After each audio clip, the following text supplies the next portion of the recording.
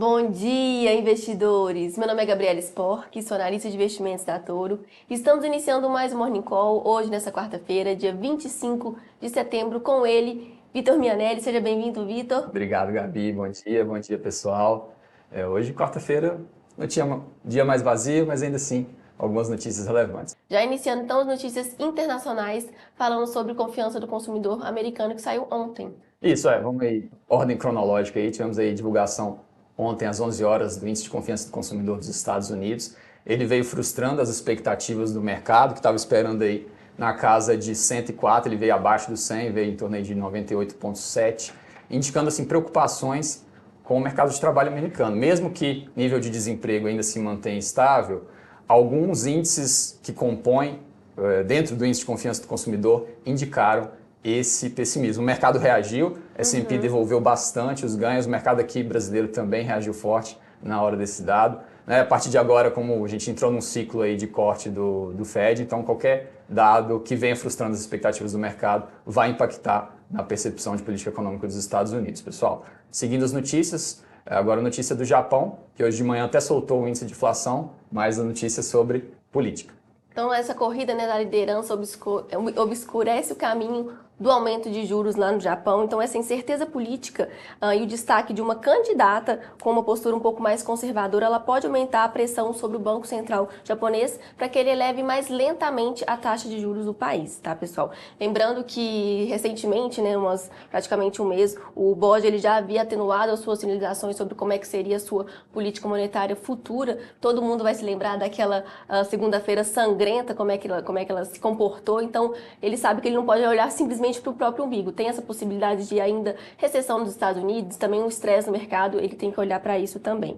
Então surge uma candidata, uma das favoritas, Sanai Takaishi. Ela acredita que essa inflação que atualmente tem lá no Japão é uma inflação de custos e que é preciso uma política monetária um pouco mais acomodatícia nesse início, tá, pessoal? Os outros dois candidatos favoritos aí que estão concorrendo, eles têm uma postura um pouco mais parecida com a gestão atual. A verdade é que essas eleições já irão acontecer nesta sexta-feira e não tem nada definido, ainda está bem aí dividida aí as pesquisas sobre quem vai ser, né, o novo governador do Banco Central japonês. E dando continuidade às notícias internacionais, a OPEP eleva previsões de demanda por petróleo no médio e longo prazo. Sim, a OPEP soltou recentemente um relatório sobre as previsões de demanda do petróleo e elevando essas expectativas, né? Lógico que isso vai de acordo com a narrativa da OPEP, né, que depende logo da commodity, então um aumento nessas previsões vai em confluência com os próprios interesses, mas o indicativo deles é que num curto a médio horizonte de tempo, você não tem ainda um pico de demanda à vista, né?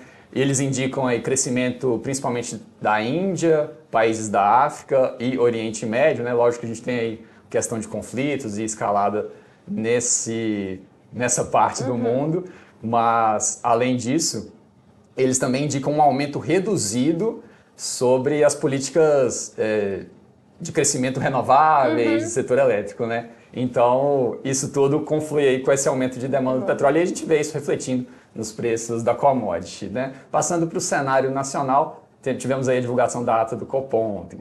Pessoal, ontem a ata teve um tom mais duro, tá? E aí destacando o lado externo, lado doméstico. Falando primeiro do lado externo, a ata ela ressaltou que o cenário ele permanece desafiador em função do momento de inflexão no ciclo de juros lá nos Estados Unidos, deixando em dúvida sobre qual que vai ser o ritmo, o ritmo de corte e também como é que vai se comportar a desinflação lá na economia americana. Comentou também sobre essa falta de sincronia dos bancos centrais globais, né? Era esperado que fosse ter um movimento global de corte de juros, não é isso que a gente está tendo movimentos,